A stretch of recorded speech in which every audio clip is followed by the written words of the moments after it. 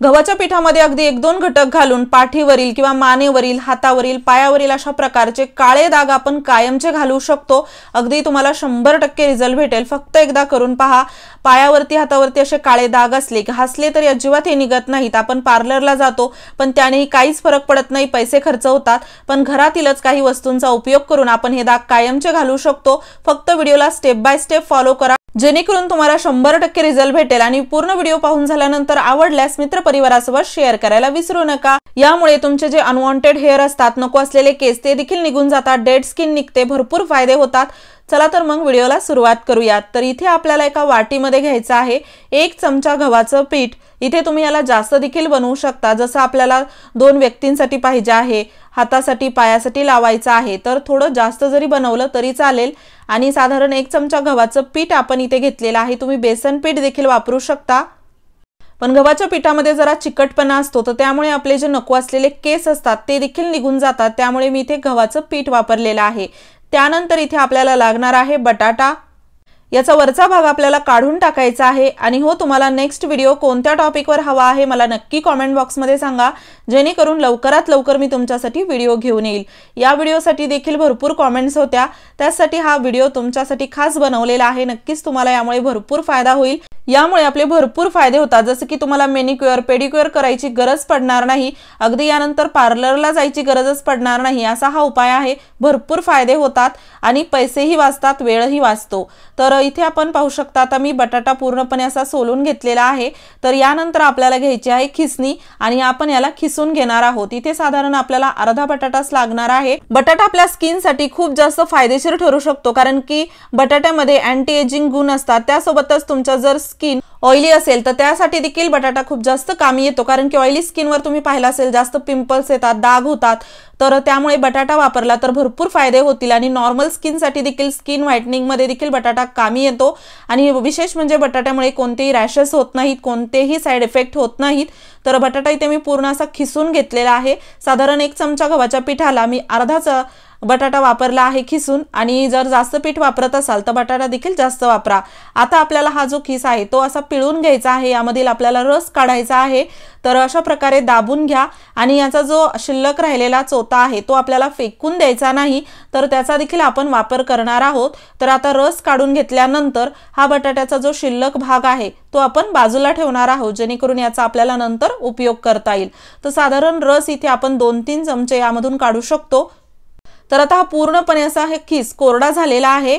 आणि हो, तुम्ही जर चॅनलवरती नवीन असाल तर नक्की चॅनलला सबस्क्राइब करा, असेच नवनवीन व्हिडिओज मी तुमच्यासाठी घेऊन येत राहते।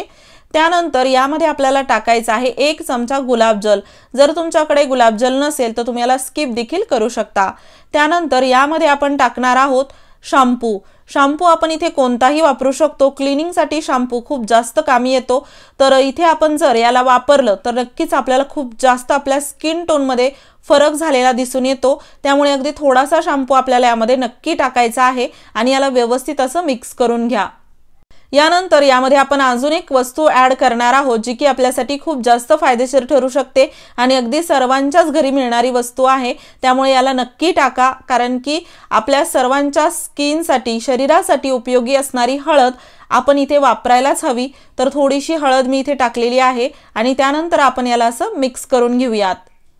आता जो फेस पॅक आहे तर पाहू शकता मी कमीच बनवलेला आहे, तुम्ही जास्त देखील याला बनवू शकता। याला आपल्याला व्यवस्थित असं फेटून घेतल्यासारखं मिक्स करून घ्यायचं आहे। तर खूप छान हे असं मऊ पूर्ण स्मूथ आपला फेस पॅक तयार होतो। आणि हा पॅक आता कुठे कधी कसा लावायचा ते पाहणं खूप गरजेचं आहे। त्यासोबतच इथे आपण हाताने देखील याला लावू शकतो, ब्रशने देखील लावू शकतो, अगदी तुमच्यानुसार।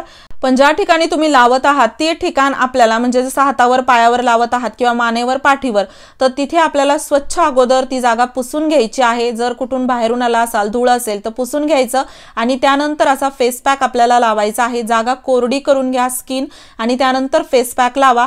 आता याची लेयर अशी खूप मोठी जाड द्यायची नाही, तर असं पातळच आपण लावून घेणार आहोत।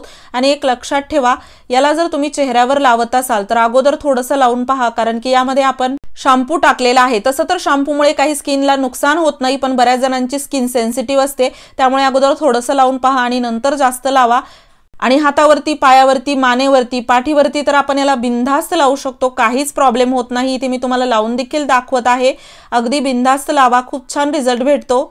तसंही जास्त करून तर आपल्या हाता पायाचे बोट डार्क होतात किंवा ती स्किन थोडी डार्क वाटते। आपण चेहऱ्यासाठी तर भरपूर फेस पॅक अगोदर देखील बनवलेले आहेत, तुम्ही चॅनलवरती पाहू शकता।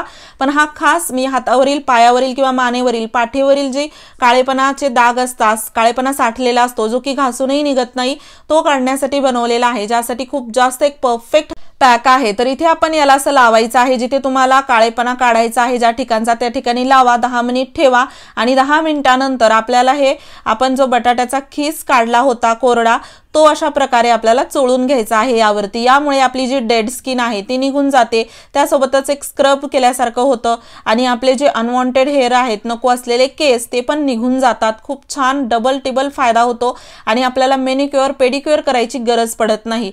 तर इथे पाहू शकता, फक्त आपल्याला हा बटाट्याचा भाग काढून घेतलेला चोळून घ्यायचा आहे, जास्त जोरात दाबून करायची गरज नाही, अगदी हळूहळू आपण याला असं करू शकतो।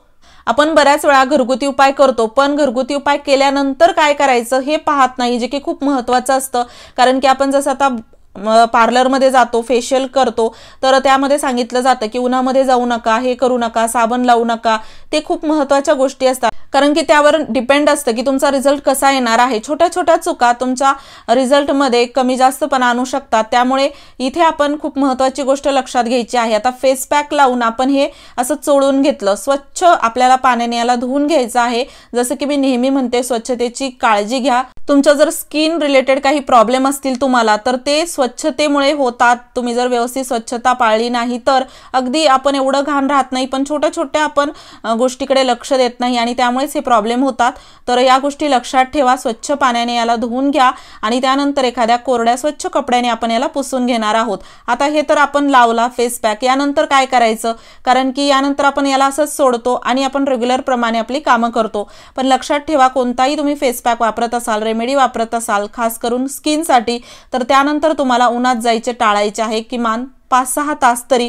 असंही उन्हात जास्त जाऊ नये, थोडंसं जे फुल कपडे असतात किंवा झाकून स्किन ठेवावी, चेहरा झाकून ठेवावा उन्हामध्ये, ज्यामुळे टॅनिंग होत नाही। आणि आता पाहू शकता मी याला असं कोरड्या कपड्याने पुसून घेतलेलं आहे।